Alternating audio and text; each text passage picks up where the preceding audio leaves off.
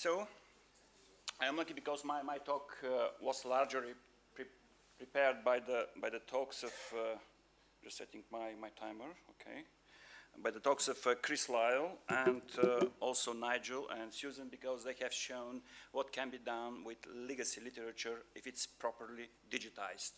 So I will try to show you now what can be done with prospectively published literature if it is properly published.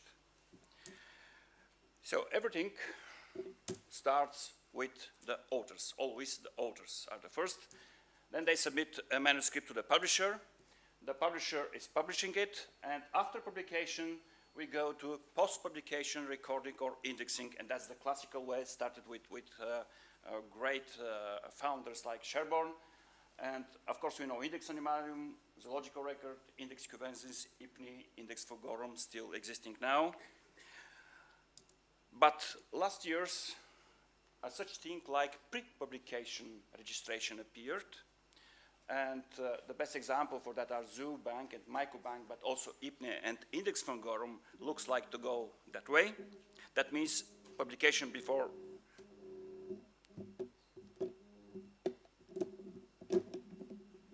Sorry. I just switch it off and that's all. Okay. No. I changed my iPhone to Samsung, but maybe I made a mistake. Okay. Okay, so the pre-publication means that authors, and most often not authors, but the registry editors on behalf of the authors, register new names or new nomenclatural acts, and then also a few publishers realized how important is that and started to establish workflows with the registers. Then these record numbers, which in terms of ZooBank can be called accession numbers or so, are being inserted in the taxonomic publications when they are accepted. The record numbers are published together with the publication, with the names or the acts. And the big question is how then the article metadata will be corrected back into the registry. Who, when, and how is doing that? And after having these published records, they go, of course, to big consolidators like Catalog of Life or Wikispecies on the Wiki World. But if we stop at this stage, we don't much more than Mr. Sherborn has been doing all his life. We just do it faster and make the life of the registry editors much easier. That's what all we are doing.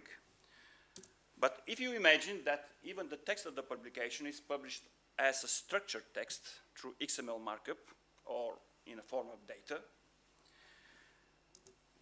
then this text can be separated to can be atomized to different parts like article metadata, like bibliographies, reference lists, like occurrence data, taxon treatments or taxon names.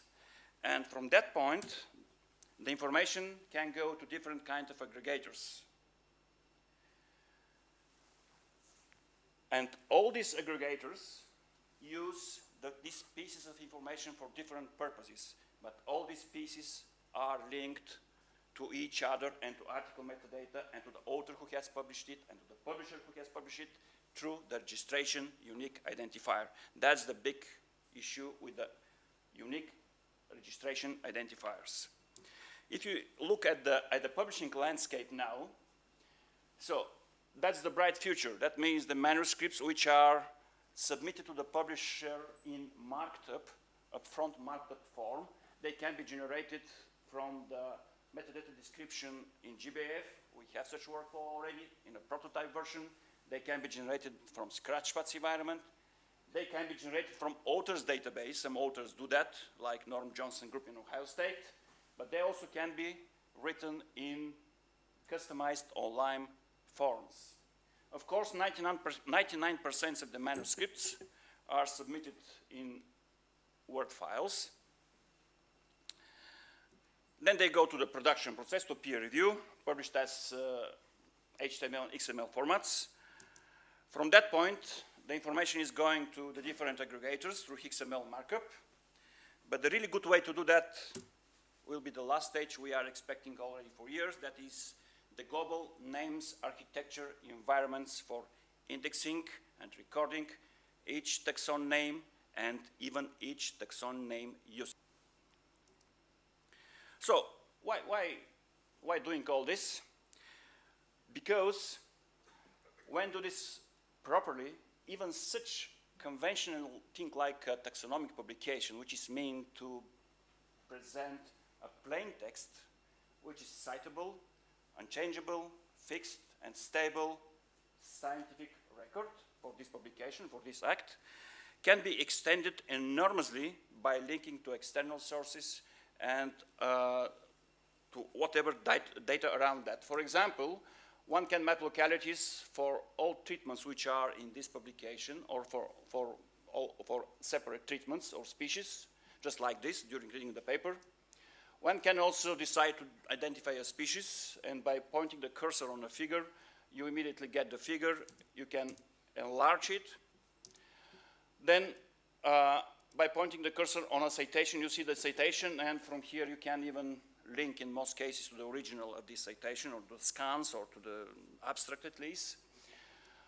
Then one can point the cursor and click on, let's say, any taxon name in this publication, and in 20 seconds generate this taxon profile, which gathers data in real time for that taxon, in this case Hymenoptera, including the GBF map, NCBI sequences, pictures, a lot of external sources. But what I want to show you here is that sometimes if you, for example, look for Picea, supposedly the spruce genus, you get some information from diptera.org or from Hilobase about all species which have the species epithet Picea. So that's because we are lacking registrant, we are lacking unique identifiers for names and their histories. In the future, it won't happen. Okay, and just one more example from botany, just to show that the system takes place in different domains. Solanum, of course. From citation of a species of Solanum in the text, you can go directly to the Biodiversity Heritage Library for this species, and even to the page where this taxon name was published. Okay, but let's go back to the registration process. So registration is certainly a very challenging workflow, and not because technically it's so much difficult, but because first we have to define policies for that. So, for example, who will be allowed, who will be registered new data, like new names and new nomenclatural axis registers? Who will control the quality of records, or validate or verify the records? Will be such a gatekeeper or not? Who will supply the record ID numbers to the publishers back so that they can be included in the protologs? And finally, who and when will correct the article metadata after publication, so that they to be correct in the registries. I will add one more here, the big question about cost efficiency of this process. So there is only one publisher in the world who announced a mandatory registration of nomenclatural acts in its journals.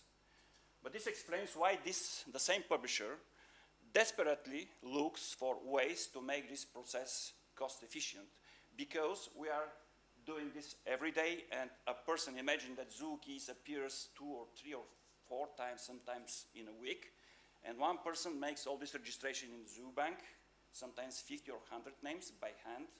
Then we get back from ZooBank the numbers, the accession numbers. We put them in the proofs. Sometimes the authors say, get these terrible things out of my proofs, this LSID, but we really convince them that it's good and necessary. And then we publish it. And after that, we have to correct the article metadata on ZooBank. That means the day of publication, the exact pages, and so on. So it's really a lot of work, and it must be made in a more efficient way. So as a workflow, it looks like this. So manuscript is submitted, then it goes to peer review, and upon acceptance, an XML query should be sent automatically to ZooBank. I'm talking about the near future, a prototype we are elaborating now with ZooBank. Then XML response will contain the identifiers, and they will be included in the first proof stage. And once the article is published, again automatically on the day of publication, the article metadata will be corrected on ZooBank, and even if ZooBank decides so, from that moment, the name or act is being available or effectively published. So, but how to do that technically? So the technical solution, okay. Technical solution is through our new collaborative online platform called Pencil Writing Tool. Very quickly now, this is just a tool with customized online forms which is built based on the both biological codes, botanical and zoological. You can select the journal and the type of paper you want to write in the tool, and you can work together with co-authors. So you can select the different paper section here and fill in the fields here. There will be online editor, of course, for that. But more interesting are, of course, the taxon treatments. You can select the taxon here, not just the kingdoms, but it will be here the GBF taxonomic backbone classification input. And if you select, let's say, a plant taxon, there are some red categories appear here which are absent in the zoological code, and also even here hybrids, which can be described in botany. And you also can select the nomenclatural acts. Then, for new species, of course, you have to enter data on the holotype, either by importing from file or by filling in Darwin core fields, or by pointing the cursor in Google Maps to get the locality from there, or even going to collection and cite the specimen ID data if they are available online. And in case you describe a fossil species, another fields describing the geological, Darwin core fields describing geology are appearing here, just to facilitate the process. You can add figures and legends to the figures all the time, at any point. Also references, either manually or through import from EndNote or through import from online resources such as GRIP and ZooBank. I hope so, in the near future.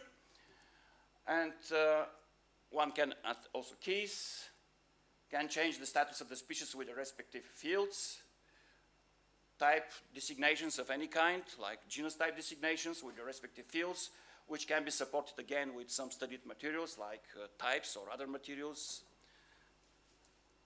So, new combination, of course. So, in kind, this is a general logical model of both codes, which should be turned into taxonomy publishing practice. The tool combines writing of a taxonomic manuscript, upfront markup of the text, and submissions into one and the same process. So you don't need to do it separately. It is a core module of the forthcoming Biodiversity Data Journal, which will publish single treatments, even small local checklists, biological and ecological observations, all that imported data which now are called usually dark data or hidden data or long-tail data. They are just collected and never get available because none of the journals has accepting them. And it will be compliant to the two codes, but they are still missing. And we hope that it also can be used as educational environment for the future taxonomies, because they have to follow the code through templates. So I would like to thank many people, of course, took part in the discussions on the tool, but I would like to thank mostly Platzi, Zoological Record, who inspired us to start this tool, BHL, ZooBank, Index Fungorum, IPNI, and GBF, and of course our favorite project, Vibrant. So all this is not easy, but it is truly exciting, but it is possible only through open access publishing. So it does not make sense to create this environment for subscription-based or closed publishing. It just does not make sense. And this is the only way to describe the missing 10 million species on Earth, how my friend Donat Agosti has calculated them. And I thank you for your attention.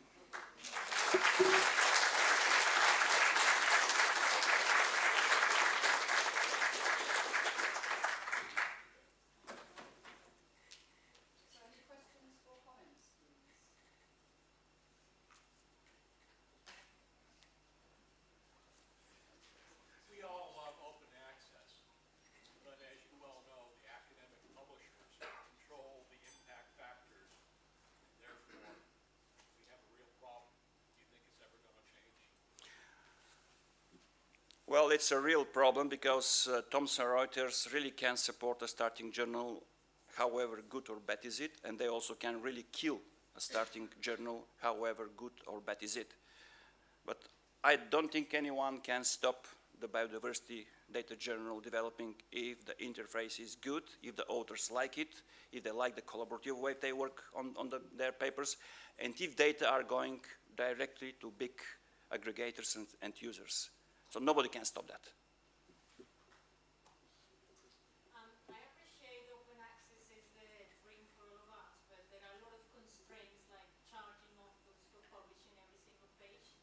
Probably people support the institution can be possible, but authors from developing countries can really not afford 50 or 5, even 5 pounds per page. What would be a solution for those cases if people wants to contribute to those things? But Yes, yes. There are, of course, several kinds of these kinds of waivers, but it's not really the real solution for that, so just particular cases. But we are developing a project with UL, for example, that UL will cover the open access for good taxonomic papers for authors from developing countries, quite many papers. So we are really busy with this problem because it's really sad. The people like the tool, the people like the journals, but really some people cannot afford even our really low prices, by the way. But they can't afford them, like 100 euros. It's too much. And therefore, we are really busy with developing a model which will sponsor the authors to test the tool, to work with the journals and so on.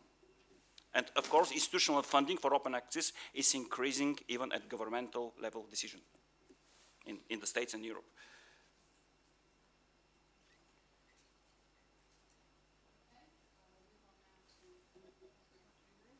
Yeah, thank you. So.